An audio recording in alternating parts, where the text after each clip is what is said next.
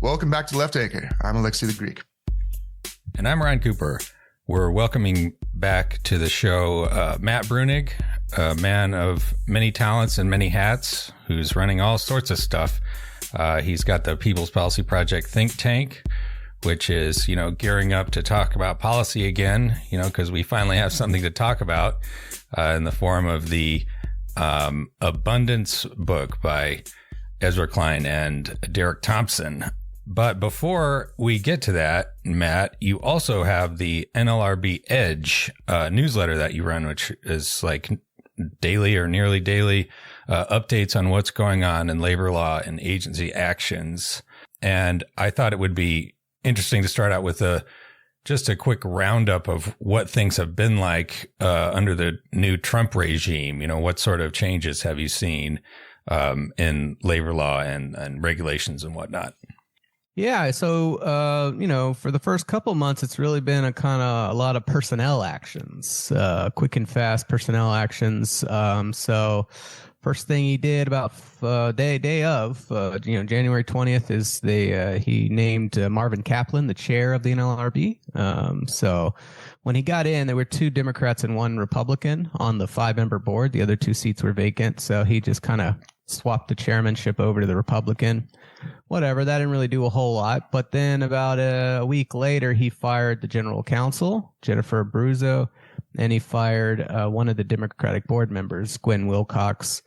Usually they do fire the general counsel, at least since Biden did it, and they replaced them with an acting general counsel. In this case, weirdly, he replaced Jen Abruzzo with acting general counsel Jessica Rutter, who is as radical as Jennifer Abruzzo is, and I guess they realized that a couple days later and fired her, and then finally replaced with an acting Republican general counsel, and that's who we have right now. And they don't have the permanent GC in place, so there's a lot of kind of stasis on the general counsel side of the agency. He put out a memo rescinding some of Jennifer Abruzzo's other memos, but it didn't really amount to a whole lot at this point. The main thing we've been dealing with is the board member that was fired, Gwen Wilcox.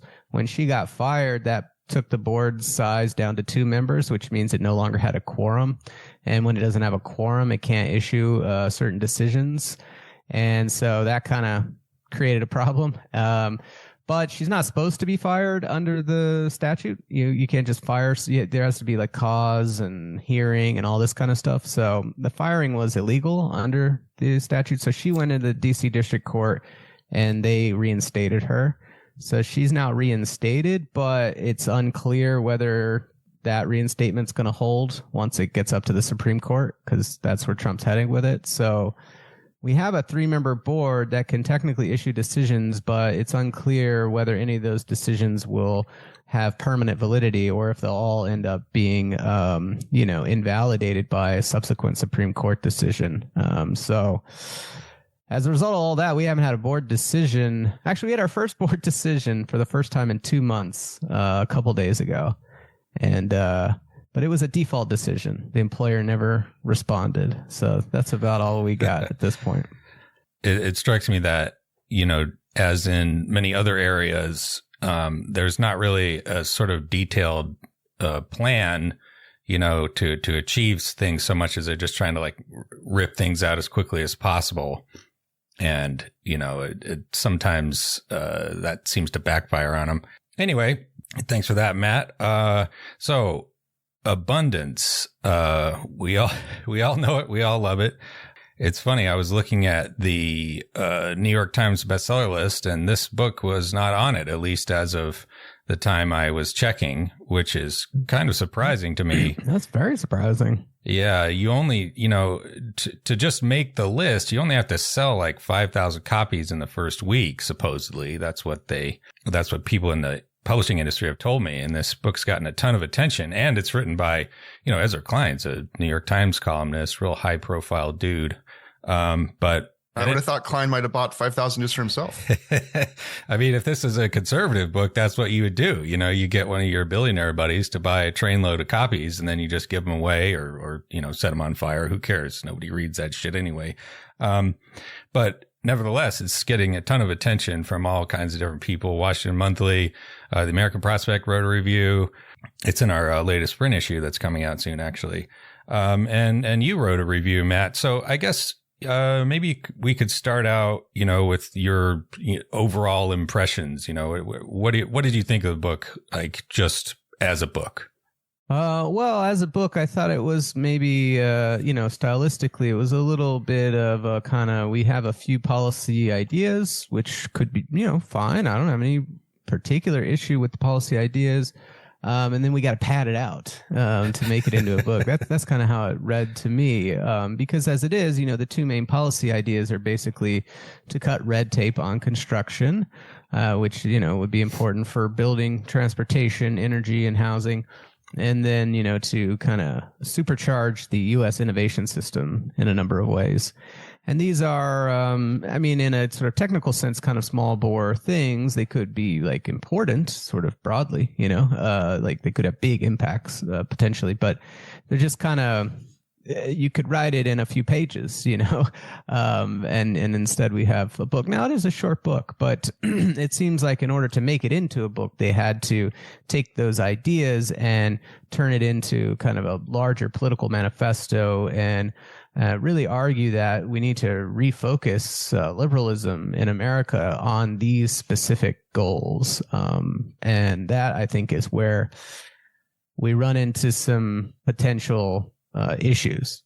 Maybe we could drill down a little bit on housing, because that takes up a big chunk of the book. They talk a ton about the housing shortage in California, the fact that it's very difficult to build, private housing in the states like that, blue states as a rule, not all of them. I guess Minnesota is pretty good on this, but in California, it's so difficult to build that the state is actually shrinking now. People are moving to Florida and Texas, where housing is much cheaper, much easier to, get one of the, McMansions out in the massive sprawl of Houston. And, it's like Tokyo routinely issues more housing permits than all of California, despite having 1/3 the population and 0.5% as much land. And, so far as it goes, I more or less agree with the overall, diagnosis of the problem, that it is a problem. But it seemed to me like they get a little bit squirrely on kind of solutions, because they talk a lot about, okay, so it's a problem that, housing has come to be like the principal asset of the middle class. And, that's kind of crazy from a financial standpoint, way to build wealth, one highly illiquid asset that you also live in, that you borrow tons and tons of money to buy. There's this huge architecture of subsidies and regulations that makes that even possible. The 30-year mortgage did not exist before the New Deal.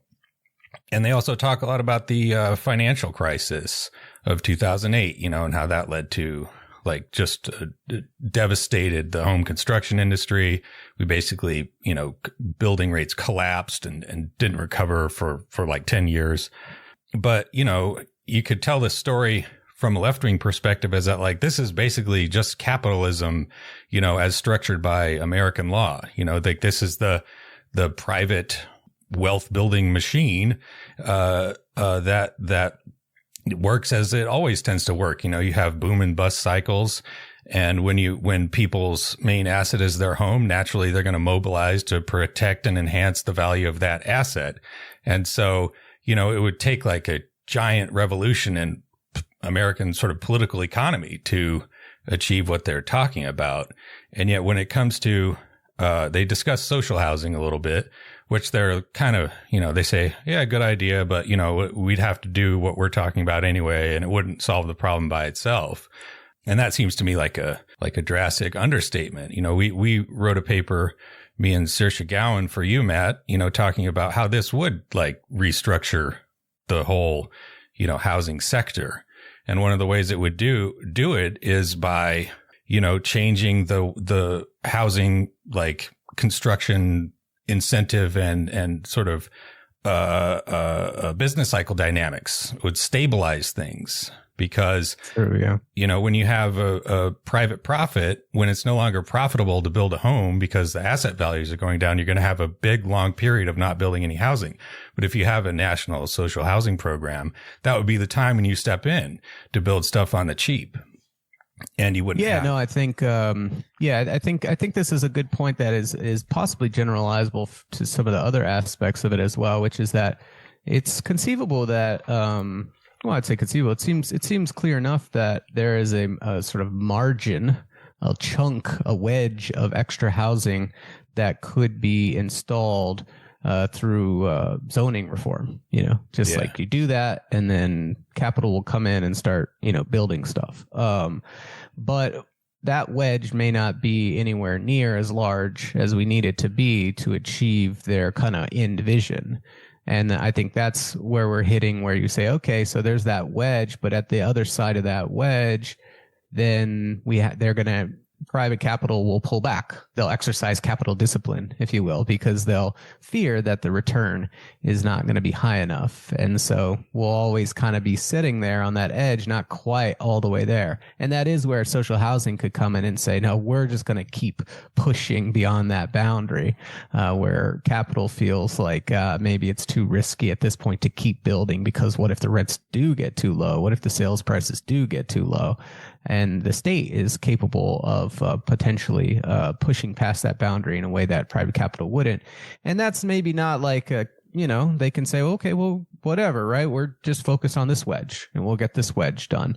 But as a matter of making it the central part of your political agenda, if in fact, once we implement these sort of red tape things, the wedge of housing you build is not enough to do more than cut rents by 5%, relative to baseline. Maybe they're still going up, but not as quickly or something. If that's as far as you go, then that might be a disappointing outcome for people. It's funny. Another thing there's squirrely on, Matt, that you point out in your review is even though in the book they say politics is about conflict, and they say, it's going to be tough to kind of contest, homeowners are going to be very difficult because they have they're the ones that are usually pushing against a lot of the new housing proposals and so forth. And then you bring up this, and I remember this podcast discussion you had with Ezra Klein, was it 2019, something like that, where one of the things I remember him doing is talking as if public opinion was static and could never change about like Medicare for all not being practical. And in the book here, there's things that are very difficult that they say, well, you just got to have to win on these, right? At the same time, they pretend to not be ideological and kind of, just don't mention things like the Nordic welfare state as much, or unions, or, the ideological commitments of the Bernie left and so forth. So I wonder if you want to comment on how they're kind of smuggling in the ideological commitments of their own while pretending, that only their conflicts matter to fight for, right? Sure. Yeah. No, there's and this is something everyone is somewhat guilty of, I think, in the discourse, though. It's I feel it much more often from certain centrists, and that is that they're very selective in what they decide to apply a kind of political practicality argument to. So if you bring up something, a left-wing idea that they don't feel like they can attack on the merits, that's always key, right? Because the first thing you want to do, if someone has an idea that you're not fond of, if you can find a way to say that's just not a good idea, like it's not, if you implemented it, it would suck. That's the first place you go. But if you can't do that, which you can't really for something like public health insurance, which is a very well established thing around the world, works pretty well, the next thing you have to do is to say, that's not politically practical. And okay, fine, if you're going to do that, I guess, but then you'll find down the line, always down the line, they'll end up proposing something that is also, not politically practical in the way that they mean it. And then, you kind of got them and you say, oh, it wasn't that after all, was it? Right? Like, it's that your ideas, you're okay kind of saying, let's slog through, see if we can change some minds, see if we can just bowl over certain kinds of opposition, right? Like, let's be strategic and see what we can do to actually make this happen, even though obviously there is in the status quo a lot of things that have to be overcome that are going to be acting against us. You're cool doing that with certain things, but not others. And, that always kind of raises a question of why. Well, how do you choose, right? Why are you okay taking on 2/3 of the adult population, which is the home owning class that's disproportionately rich and old and politically influential? You're ready to go to war with them, but you're not ready to go to war with insurance companies. Right. At the same time, they go even further near the end of the book and saying, actually, in this moment in history, we're kind of in an interregnum, right, between two different political orders. And this is the vision we need to appeal to people. I mean, look, Trump was elected. It's no coincidence that he's a builder. And that's part of why he was elected, right? And so like they seriously are trying to pitch like this is the vision that people will respond to, right? Sure, yeah. Do people understand Trump as a builder? I mean, I guess in certain right-wing areas, they maybe do kind of have embodied that like successful businessman kind of shtick. But, I guess that's not really how I understand his kind of celebrity billionaire status. But yeah, and I mean, in other places, they compare Trump to Bernie Sanders, and they say that, both of them had a surprising electoral success because they essentially played to the scarcity mindset and scarcity crises of the time by, pushing a kind of zero-sum redistributive lens. Obviously, for Sanders, that's from the rich to the rest. And then for Trump, it's from, immigrants and foreigners to natives. And, so that's in a weird way, like that's a popular approach. One of them became president and one of them was very, and so why, their pitch is we can kind of cut through this. We can cut through the populist authoritarian right and the socialist left because, the only reason they're having the appeal they have is because there's so much scarcity. So we'll cut through all this, but why cut through it? Why not? That's a winning move. Let's all line up behind Bernie and Medicare for all. I mean, it's not really explained. You're just supposed to read it and be like, yeah, of course. Like, get these guys out of here. We need something more moderate and reasonable. And like, okay, this might be the path forward. It's like little things like that just kind of irk people. And I think in the discourse it's been a bit of a frustrating thing. Now, I hope my piece kind of cut through some of it where people would pick up on this and they would criticize it and say, I see what's going on here. And then you would have kind of defenders of the book who would just say, oh, so you're for zoning? Okay, so you just want zoning. You're like, well, no, that's not the whole book, There's also a kind of a weird thing where I have a sense that maybe it was like when JD Vance and Trump were doing the, immigrants are eating the cats and the dogs and tying like housing prices to immigrants. I wonder if that's when like the light bulb went off. Like, actually, if people really understood housing, then that would change everything. Right. Yeah, I don't know. Yeah, I think it's, I just, as a political project, I just wish it were a little bit more full-throated, and I think that they dodge some of these issues. And I also just think on the merits, whatever I don't know how it all shakes out popularity-wise, but if you do kind of say, hey, let's start thinking about growing the pie and not so much about, parceling out the present, which is a term they use, that really does basically suggest, hey, not abandon the welfare state, not like cut it and get rid of it, but like, let's refocus away from it, right? We've spent so much. I mean, they say this in the book, like liberals have been measuring success by how close to Denmark they become, which is absurd. That's not what I've seen liberals measure success by, but it does point towards their understanding, which is like, you guys have been too focused on stuff like paid leave, childcare, universal health care, all that kind of stuff, which is great. Right. Don't get me wrong, but like, yeah, guys, we got to go focus on something else. And it's like, and there's also this kind of like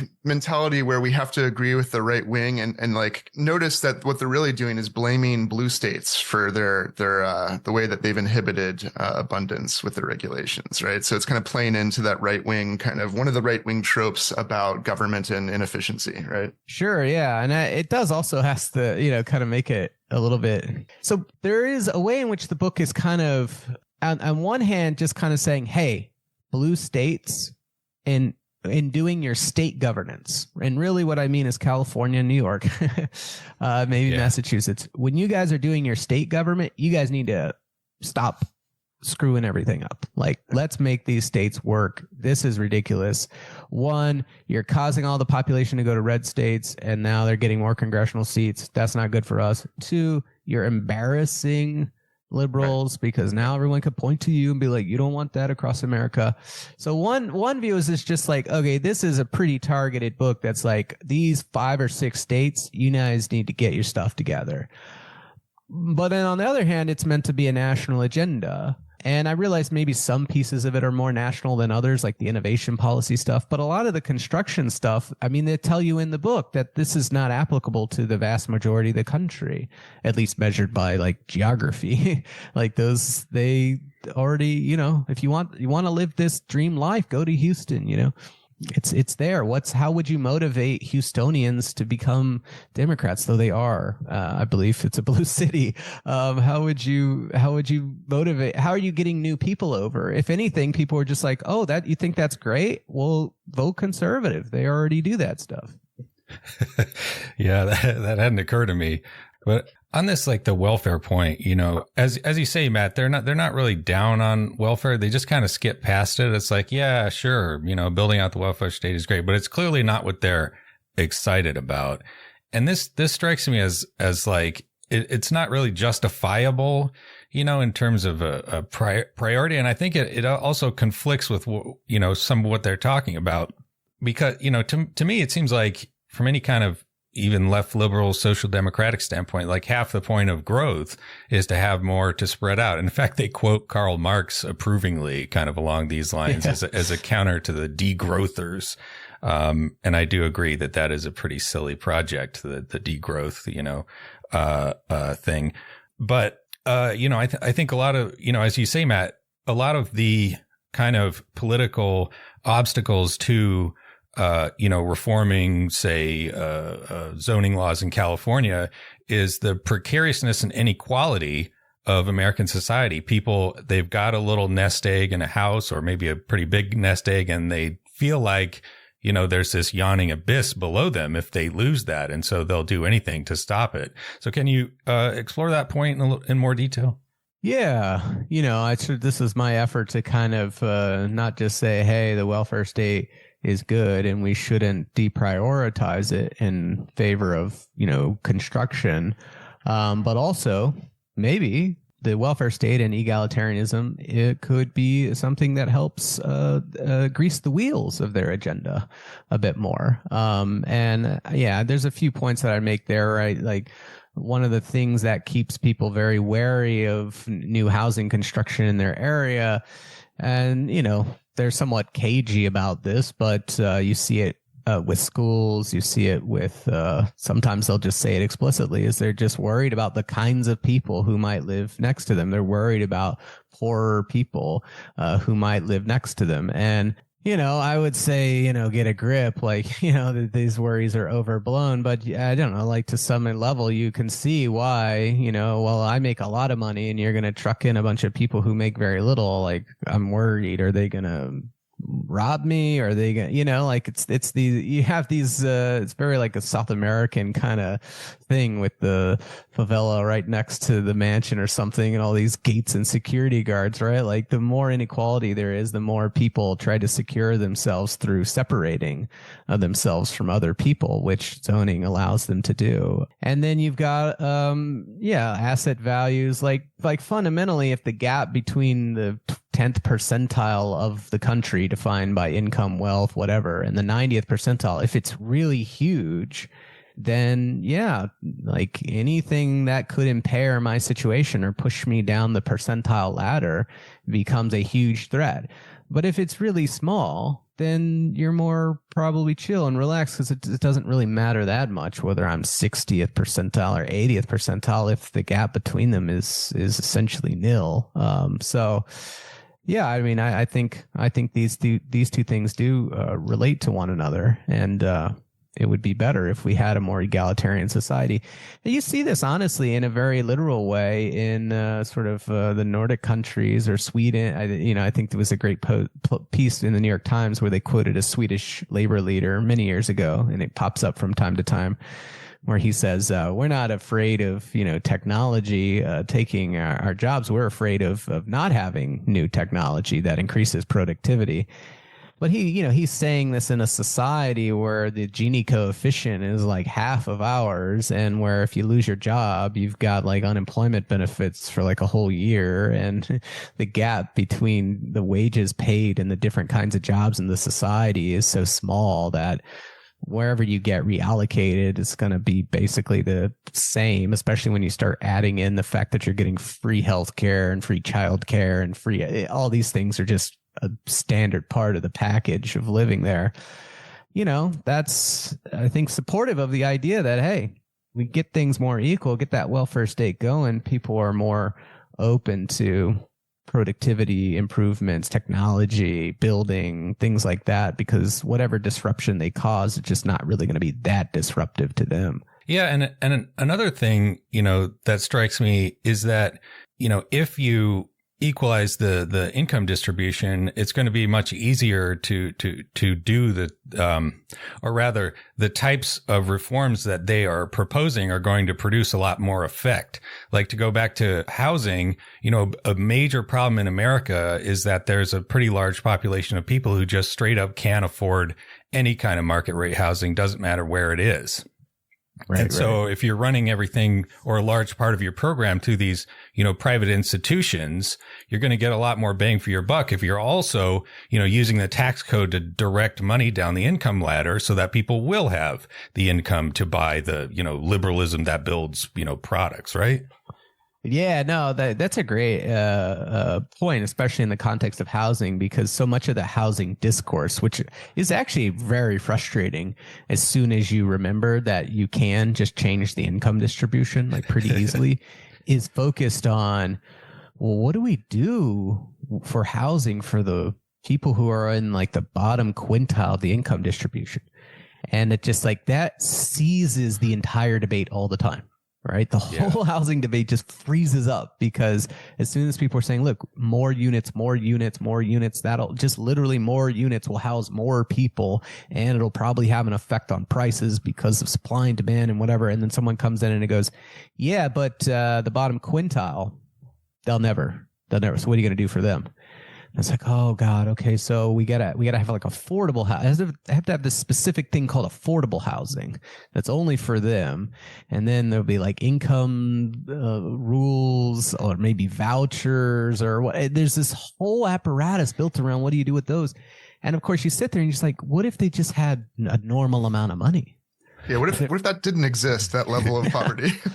Right. Well, then we wouldn't have, because with every other product, I mean, eventually it turns into this with, you could either have a special set of prices just for people who have low incomes, which amounts to the same kind of redistributive thing, except it's extremely inefficient and causes all these like policy headaches. Or you could just make sure they had enough money so that they could pay the subway fare or pay, the rent or the congestion fee or whatever. But all those debates always just get bogged down in people being like, look at that bottom quintile though. And there's really nothing you can do that doesn't just wreck their life. Neoliberal brain, it's always so circuitous and it's so ingrained. And I'm just, thinking to my students all the time. And I remember just years ago asking them questions like, what do you think the root cause of homelessness is? And they would just like rack their brains. Is it mental illness? Is it this? Is it that?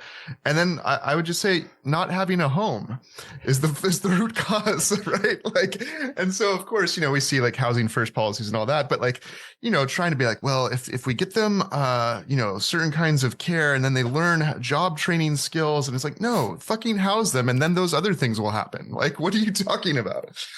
Sure. Right. Yeah. And just if you have positions in society, I always think about just sort of the overall distribution in my mind. Society is consisting of like 100 spots, if you will. And if those bottom 3 or 4 spots just are really, really badly resourced, you may be able to move someone from spot number 2 up to spot 30 with all these like interventions that you're talking about. But if it doesn't eliminate spot number 2 from the distribution period, it's just now someone else in spot number 2. Reshuffling. Yeah. Yeah. So like you got to figure out how do we compress the distribution of income, not just how do we help individuals move up the ladder as it exists. And yeah. I don't think people like Klein and Thompson don't get these points. I mean, I don't know. Who knows what they actually think? But like, it occurs to me that they're happy with political fights that are difficult, but they don't want to mention from their perspective that what matters is the welfare state, because then they could get in trouble with the people that matter to them. And it reminds me of like establishment Democrats who are like the good billionaires now that we want to fund the Democratic Party, right? They're going to be good with the abundance agenda, right? They might have an issue with things that raise their taxes though. So like I remember Hillary Clinton running for office against Obama back in the day, and she's like, theoretically, like, you know, higher minimum wage works. If you guys get that done, cool, I'll be on board. But like, I'm not going to advocate for that because it's like people that donate to me might be mad, right? Absolutely. I mean, I've been reading Klein since 2011, I think. So I have a pretty good notion of what I think he believes, and I think he's pro welfare state. I think he's a little wishy-washy about whether universalism and that kind of thing is important, but I think he is. So then the question just becomes, okay, so what's the deal with the book? And I think the answer you gave makes a lot of sense, right? That this is, he's trying to, what would you say, sort of realign. He's aiming for a realignment. I mean, that's how it's pitched in the book in some ways. And so he's being careful about like, well, this is the basis on which we could realign, right? And that basis means the welfare state is more put to the side, and we'll focus on these pro-growth, pro-innovation, build the future kind of things, which will attract a number of other people. And so in that sense, he's sort of, bringing down his own views. He's kind of suppressing those in order to make this pitch. The other thing I think is quite possible here, though this does not appear in the book at all, but just seems very, very, very plausible to me, is there's a kind of exhaustion with that, right? I mean, you spend 10 years, talking about the Obamacare and healthcare reform and the child tax credit and whatever, and then you see, in a way, it kind of culminates with the Build Back Better bill under Biden, which was going to have all this stuff. I had my problems with it, but topically it covered paid leave and child care and home care and whatever, and it just died. And so what do? You just run on that again? We've been talking about it forever. We need something new. We need something fresh. And in a way, I wish he'd almost written it like that, just to be like, look, that thing is spent. That's exhausted. We did all that for a while. It culminated in Build Back Better. It failed. Yeah, we can't just say, we can't just say, we're going to do Build Back Better this time. Promise. Again, we got to do something else. I could see that. And I can even sympathize. And maybe this is just a bit of projection with just sort of becoming slightly exhausted with it. Last year I published hardly anything at People's Policy Project because in my mind, I'm just kind of like, I've solved the welfare state. Just read the papers. Like, it's there. I don't know. People don't want to do it. So what do you want me to do? Yeah. A dearth of news hooks.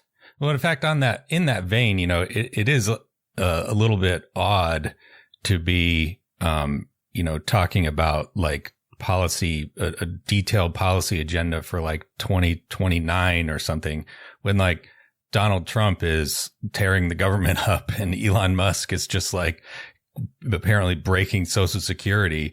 And, when you're talking about like the space of political possibilities and the question of taxation and redistribution, one thing that like Kamala Harris mentioned briefly, which is maybe a tactical error, but she talked about a tax on, extreme wealth. It was like a 25% tax on unrealized gains over $100 million.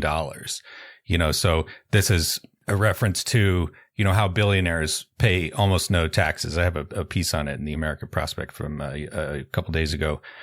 Billionaires, they don't get normal income really. They get like a nominal salary, and they get all their compensation from stock and options. And then those options typically go up in value because the stock market goes up in value. And instead of selling those assets, which would require them to pay capital gains tax, they borrow against them. And so that's your unrealized gains. You haven't realized them because you haven't sold the assets, but you still get the income by taking out loans against it and then deducting the interest on your taxes. So Warren Buffett from 2014 to 2018 paid 0.1% on the value of the appreciation there. And so if you're looking at the political possibility space, one thing that might be like a sort of prerequisite for American democracy to survive would be to tax the hyper billionaires out of existence, because these people made up for the first time like a majority of Republican campaign contributions. They spent in 2008, big donors donating $10 million or more made up like about 4% of Republican contributions. And in 2024, it was 56% of contributions on a much bigger pie too, $2.4 billion. And Elon Musk was a tenth of that by himself, plus buying Twitter, which was, basically a political act. And it seems a little bit strange to be sort of like, you can sense the evasion of talking about like the donor class, because the donor class gives a lot of money to Democrats. But like, what are we doing here? It seems that. Yeah, absolutely. I mean, it's funny because there was this period where, well, leftists had this critique for a long time, right? Essentially that capitalism is, it's internally unstable, or I guess we would say capitalist democracy is internally unstable because, when the economic system generates such tremendous inequality, and these people who are so wealthy that they can use that wealth to essentially tilt the political system in their favor, and then you no longer have democracy. And for a while, it was kind of, that was the whole thing. We don't like Citizens United and all these campaign contributions and all that kind of stuff. And then there seemed to be a counter move, which was to say that, well, in a post-Act Blue world, that's all a little bit moot, right? I mean, Bernie Sanders raised hundreds of millions of dollars from people giving him, $27. So, in a way, the new technology, a very abundant style way, we overcame that, because of the new payment system that enables this sort of mass donation. And, I don't know. I never really spent a whole lot of time writing about campaign finance or any of that other stuff. So I would just kind of observe it and go, oh, yeah, maybe. I mean, Bernie outraised a lot of these other people. And then we saw this year, and like in the most kind of comical, cartoonish depiction of it, Elon Musk like essentially purchased his way to being the president, even though he's constitutionally forbidden from being president. Like he could not be even any more literal than that. Like not only was he not elected, but the Constitution says he can't be it, and he just can because he has so much money. Yeah.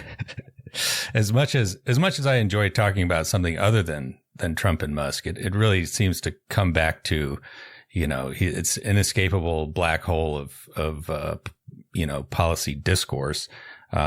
Because. But I do think it matters though that the general public doesn't understand the relationship between capitalism and why it's anti-democratic, and why socialism is the expansion of democracy into the workplace and other spaces, and why like the fact that people didn't hardly care about all of the claims that Trump is like destroying democracy before he got elected, and now maybe a lot of people still don't realize what's going on, is they don't see the connection between democracy and the bottom line for their pocketbooks, right? And that's a kind of a failure of the left to make clear something that's really obvious if you think about it, right?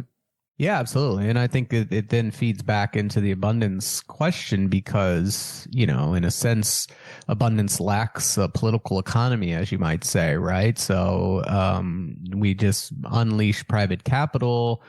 We take the red tape off of construction, and we feed people like Musk, who start innovative technology companies or buy them and then become the celebrity CEO of them or whatever.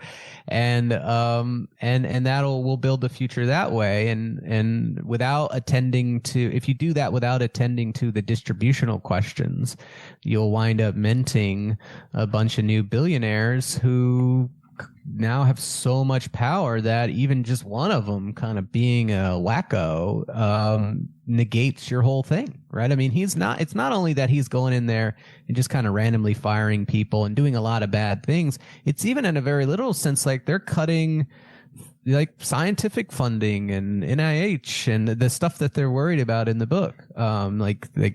We made him so wealthy with that stuff, and then he turned around and he's so wealthy that if he wants to, he can just, destroy it. Plus, it's a long held strategy of the rich to destroy government functions and then say, look at this broken thing in society. Let's let private capital and private business fill that void. For sure. And I mean, there's also I don't know, you don't want to get too analytical about it, but Musk is in his own mind is like a kind of like John Galt type Ubermensch figure. Totally. He's fully lost track of the fact that so much of his wealth is just dependent on the subsidies that he received at Tesla and the contracts from SpaceX, and not to mention the overall social system. Like, he just thinks he's some kind of massive primary mover in the world. He compares himself to Genghis Khan, like even with his childbearing behaviors. Like, he's fully lost track of all that. And you could say he's just a lunatic, but you also might just say that this is what happens when you give people that much money, or at least it's a lot of people, you run the risk, and maybe a lot of people would wind up kind of crazy if you did what the system did for him. Yeah. Yeah. Extreme wealth. It's like brain poison. You isolate yourself. You almost by definition can't have real friends anymore. You just attract toadies and yes men and people that you can't possibly relate to, sort of like being a celebrity, where nobody can have natural reactions to you because the fame just overwhelms you. On sort of a related point, I'd like to bring up state capacity real quick. This is something they talk about. And, as like everything else, I basically agree with what they're saying for the most part, but they get a little bit squirrely in talking about it because they have a very not left or right. We're not talking about big government versus small government. We're talking about better government. And that strikes me as like a pretty silly way of talking about it, what they're discussing. I mean, there is sort of the fundamental point that there's kind of no such thing as deregulation. Whenever the policies like that are proposed, it's always just a change in the rules. And usually it ends up more in the courts or being run by cops or something like that. But when you're talking about they reference the New Deal positively, and surely if big government means anything, the New Deal was big government. It was this massive build out of agencies, a huge increase in taxation, and a building of state capacity.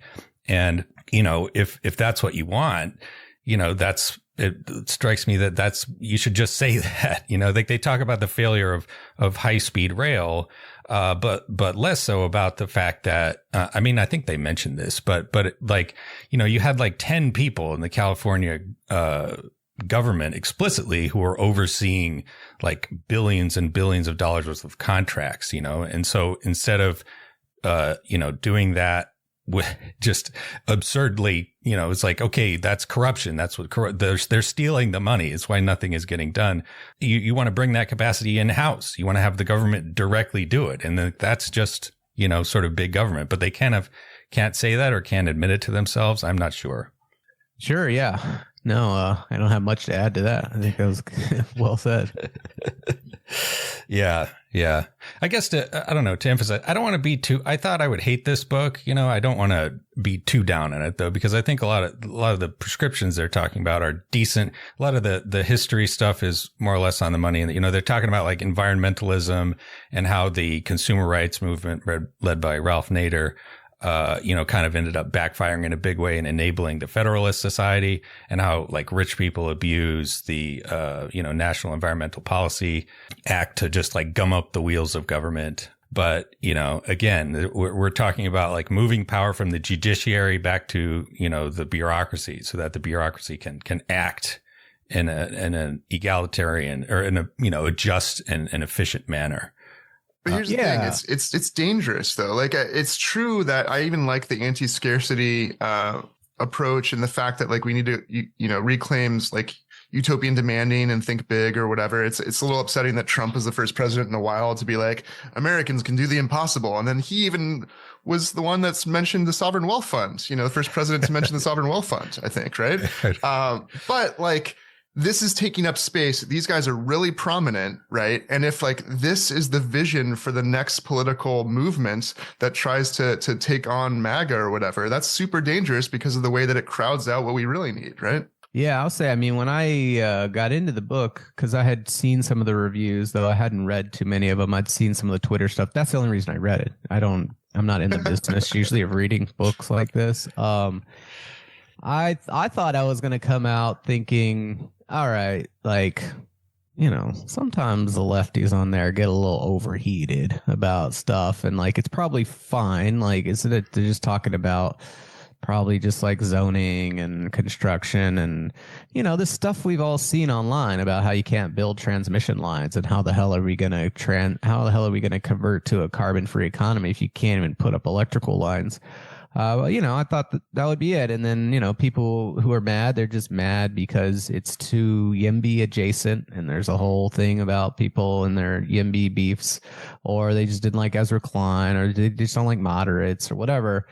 And that's what I thought. And then, you know, when I read it, I was just like, damn, this is not like a modest policy book. It's a much broader, like, political manifesto that does attempt to push aside these other concerns, and I think that's a real mistake. But in saying that, if they would just pare that stuff out, and I think in my review I say this could be a great, you know, section in the Project 2029 white paper. Like, this would be, you know, one of, you know, 20 of the 500 pages or whatever that go into that PDF.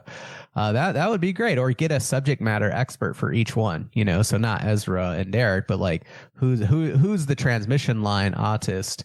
Get that guy to bang out like what we really need to do for all that, and like that would be great for a paper like that. So, you know, I'm conflicted in that sense. I wish that if they just cut out all that extra stuff, the policy stuff would be, you know, somewhat undeveloped, but seemingly heading in a good and right direction. But of course, if they'd cut out all that stuff, it wouldn't really be a book that anyone would probably read, you know? Yeah, maybe this could be a PPP project. You could do Project 2029 for Bernie or somebody. Yeah, no, don't think I haven't started the don't steal his gears on that thunder, one. Ryan. Yes.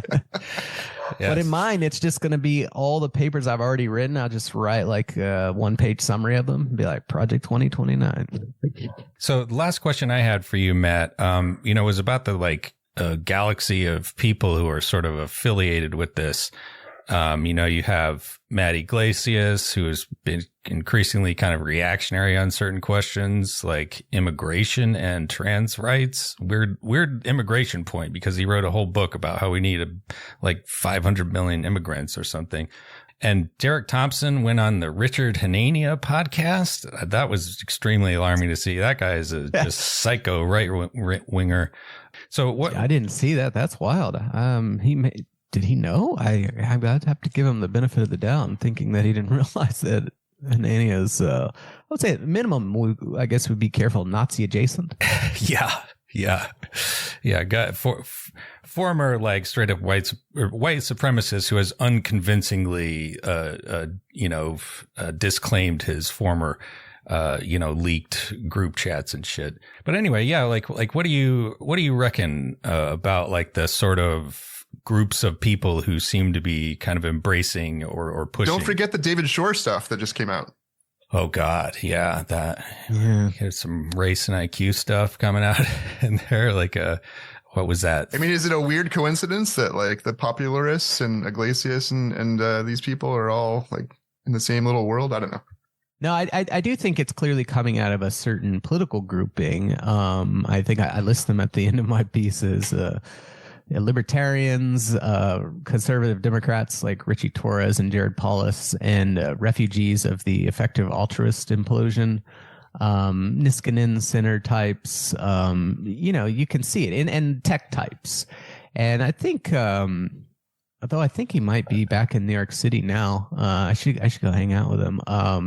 Ezra lived in California for a while and seemed to be running, in some of those circles. But yeah, you see it in the book, and you see it in what's popped up around it. Like Open Philanthropy opened, like, I think it was over $100 billion, like abundance fund. And there's like, it seems like 5 or 6, 7 new organizations that now have abundance in their name. It's a huge philanthropic push, and it seems like it's coming from that world in a way, almost like emanating from like San Francisco YIMBY, which is like a pretty powerful thing, weirdly, and kind of growing out from there. There were even little tells, I feel like, in the book. Like, he spends a weirdly odd amount of time in the introduction on cellular meat, like lab grown meat and whatever. I mean, but that's kind of an odd thing to put into your, like, here's my utopian vision, and spend that much time on it. Like, outside of the effective altruist world, I don't know that you have a whole lot of people who are like really just like geared up for cellular meat. But yeah, I mean, that's a little bit, it's not a club that I like to be in personally. And I could see it going into some bad directions if that's going to be sort of like the new agenda setting vanguard of the Democratic Party. Not to say the like academics and nonprofits that have been agenda setting for the last 5 or 6 years are necessarily that great either. But, I wouldn't say it's a huge upgrade if we switch over to essentially San Francisco effective altruists, YIMBY, Niskanen orbit. It's not my America. We need the Jacobin meeting. The Jacobin, the people who go to Jacobin events who are like 60 years and older, that's the key. That's where you want. They're kind of chill and they're pretty relaxed, but they're pretty radical. That's like the key. Good vibe. Yeah, it's great. I don't know how we build from there, but if I were having to pick a demographic that I wanted to be the center of things, that might be where I went. Be better. Yeah, the Jeff Lebowski agenda. We're gonna be cool and chill and kind of bum around, and it's all gonna be good. While we have you, Matt, is there like just because it annoys me so much, is there like a 2-minute explainer for why Social Security isn't a Ponzi scheme that you can give us? Yeah, well, you have to start with what do people who say that even mean? I guess you start with what is a Ponzi scheme, and a Ponzi scheme is this financial thing where you have a fund and people put money in it, just like any fund, and you theoretically go invest it, but actually you don't invest it, or maybe you do a little bit, but it's not making any money, and you just keep claiming that the fund is getting bigger and bigger, and then when people want their returns, you give them their returns, and as long as enough people don't demand it at once, it's fine. But if people do, it turns out you don't actually have the money because you've been pretending that the fund is generating returns it wasn't really generating, and then there collapses the scheme. Social Security is not really like that at all, though I think people can get into that mindset because of the ways in which we have described Social Security to make it like maximally palatable to people who hate welfare. Because like the actual mechanics of Social Security are, we've got, like 150 million people who go and work every day, and we're just going to like trim like about 12% off of their paychecks and give it to the old and the disabled. And maybe, depending on the proportions of old and disabled to the number of people working, that 12% might need to go up to 13%, or maybe go down to 10%, or, maybe, depend on what benefit levels you want to set for the elderly and disabled. But that's basically it, right? You've got old and disabled people who don't work. You got 150 million people who do. You got to get money from one to the other. Figure out the parameters to make that go. Right. But instead we've described it as like you pay into Social Security and then you get out, like you have some kind of personal account. And so that's like your invested money. But actually, did you know they're giving the money out to your money is gone. It's not even there. It was gone the second you sent it in. It's all fake money. And so eventually the bill will come due and we won't have enough money to cover all of the claimants, just like a Ponzi scheme, and everything will collapse. And it's like, no, that whole thing is wrong. Like from the get-go, it's wrong. It was never you have a personal account. None of that. Yeah. We take money from people working. We give it to the old and the disabled. And that's it. And literally, I suppose if you run out of people who are working, or it gets to be really, really small, then you're going to have trouble. But that's true of any system. It doesn't matter whether you're using Social Security, you're using private savings accounts, private retirement accounts, whatever. If the number of people who are working shrinks really low relative to the size of the old and the disabled are going to struggle. Right? You're going to struggle to produce enough to cover the workers and the old and disabled. So that's got nothing to do with Social Security. That's just like how human society works. Yeah. No, that's great. People get financial brained about this, but yeah, it doesn't matter how big your retirement account is. If when you reach retirement and you go to take your, pile of money to redeem it for goods and services, and there's no working class to produce those goods and services, it's your money's worthless. Yeah, you can't eat your money. Now, maybe if you're just like building a big grain silo in your backyard, you could nurse off that until you die. But yeah, you have it exactly right.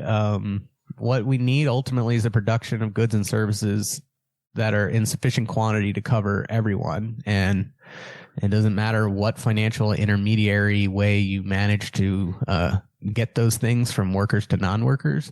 It all amounts to the same thing, at least when it comes to like solvency. Right. There's no structural reason we can't pay people. It's just a matter of some people don't want to, and they come up with bullshit reasons why we won't do it. Right. Yeah. Yeah. Or they want to, take the money, to take that 12% and give it to themselves. That is, I think, the main thing that people, at least if you're a higher earner, you think, oh, well, the amount that I'm having to pay in the 12% is exceed, I would be better off if I could just put that in a 401k. And that may be true, if you're making $150,000 a year. But who cares? Is that the cap 150? Isn't there like a cap on contributions to Social Security from the payroll tax, or what's the deal with that?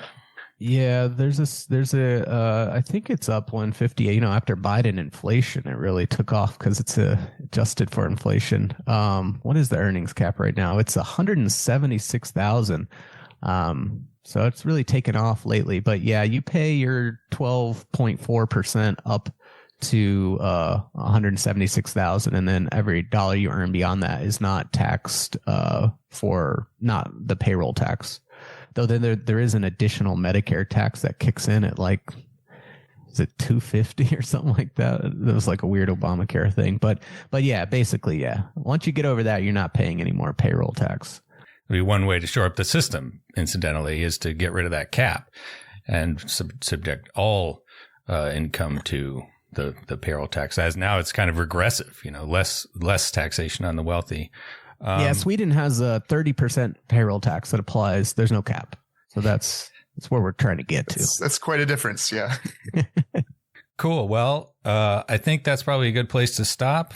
Anything you want to plug, Matt, before we let you go? Oh, we got peoplespolicyproject.org, my think tank, NLRBEdge.com, which is my NLRB newsletter. I've got over 12,000 subscribers on that, which I'm really quite pleased by for such a niche topic. And my podcast, The Bruenigs, which you can get on Patreon. Great. Right on. Well, thanks for coming on, Matt. And thanks for having me.